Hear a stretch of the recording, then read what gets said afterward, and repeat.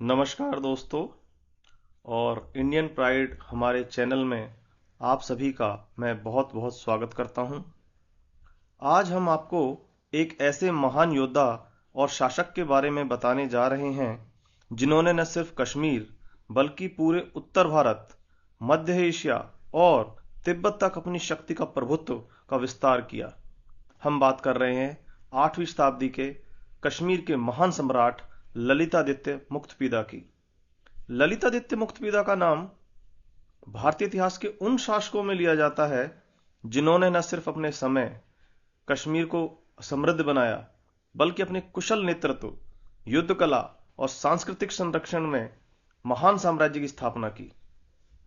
उनके शासनकाल को कश्मीर का स्वर्णिम युग माना जाता है, जब आप कला, संस्कृति और धर्म को अत्यधिक प्रोत्साहन मिला।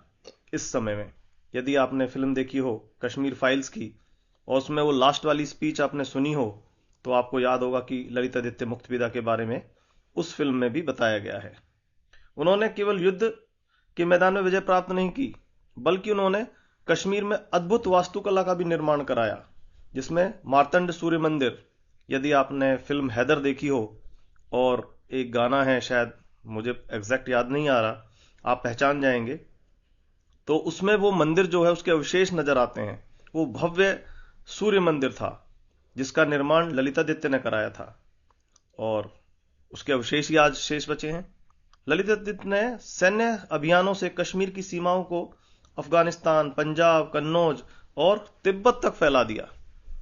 उनकी वीरता, साहस और कुशल प्रशासनिक क्षमता ने उन्हें भारतीय इतिहास का एक अद्वितीय नायक बना दिया। तो आइए इस वीडियो में हम उनके बारे में जानेंगे कि कैसे ललितादित्य मुक्तपीदा ने अपने साहसिक कार्यों से कश्मीर को एक महान और शक्तिशाली साम्राज्य में बदल दिया। और मुझे, जहां तक मैं भारतीय इतिहास को जानता हूं, मुझे उनसे अधिक भारतीय सीमाओं का विस्तार देने वाला राजा आज तक नहीं दिखा। तो आइए हम इनके बारे में थोड़ा जानेंगे कि क्या है। तो सबसे पहले हम इनके प्रारंभिक जीवन के बारे में जानना शुरू करते हैं। तो जहां तक जानकारी प्राप्त है, ललितादित्य का जो जन्म है वो प्रसिद्ध कारकोटा वंश में हुआ है कश्मीर के, और उनके पिताजी जो थे दुर्लभ वर्धन के ये पुत्र हैं। बचपन से ही ललितादित्य को युद्ध कला और प्रशासन की शिक्षा दी गई और अपने पिता की मृत्यु के बाद उन्होंने कश्मीर की गद्दी संभाली और अपने साम्राज्य का विस्तार करने का दृढ़ संकल्प लिया। ललितादित्य को एक बहादुर योद्धा और कुशल प्रशासक के रूप में तैयार किया गया। उन्होंने शासनकाल में कश्मीर को और अपार समृद्धि और विस्तार देखा। तो कश्मीर को जो उन्होंने समृद्धि और विस्तार दिया है वो इसी टाइम में हुआ। कश्मीर को दूर दूर तक जो ख्याति कश्मीर की फैली वो इसी टाइम में जो है फैली है। ललितादित्य ने अपने शासनकाल में कई महत्वपूर्ण लड़ाइयां लड़ी हैं। उन्होंने उत्तरी भारत से लेकर के मध्य एशिया तक, जी हां, मैं मध्य एशिया की बात कर रहा हूं, और उन्होंने कन्नौज, गौड़, पंजाब और यहां तक अफगानिस्तान और तुर्किस्तान तक अपनी विजय के अभियानों को सफलतापूर्वक अंजाम दिया। उनकी सबसे बड़ी विजय जो मानी जाती है कन्नौज के शासक यशोवर्मन के खिलाफ थी। इस युद्ध में विजय प्राप्त कर उन्होंने उत्तरी भारत में अपने साम्राज्य को मजबूत किया। उन्होंने मध्य एशिया तक अपना साम्राज्य फैलाया और तिब्बत के खिलाफ भी विजय प्राप्त की।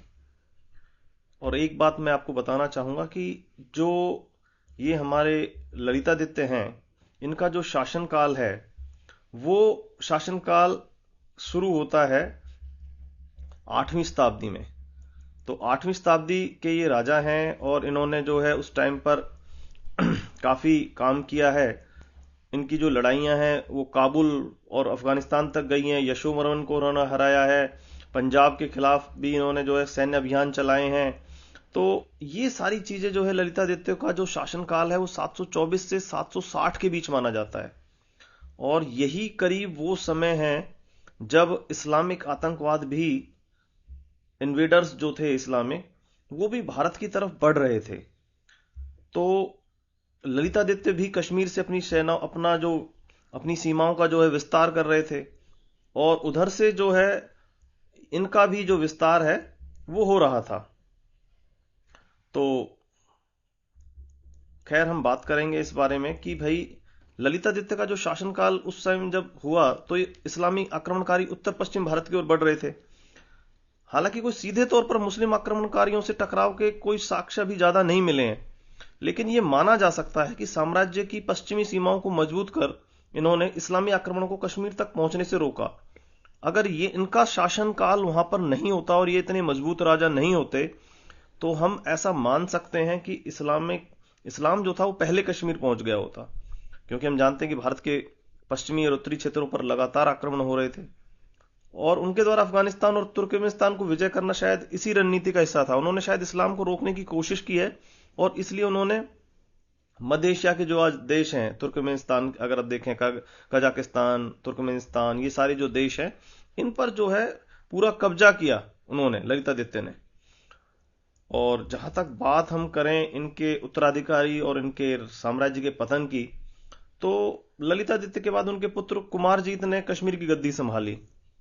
हालांकि कुमारजीत और उनके उत्तराधिकारी ललितादित्य जितने प्रभावशाली व्यक्ति नहीं रहे और जो कारकोटा वंश है धीरे धीरे कमजोर होता चला गया और अंततः पतन की ओर बढ़ने लगा।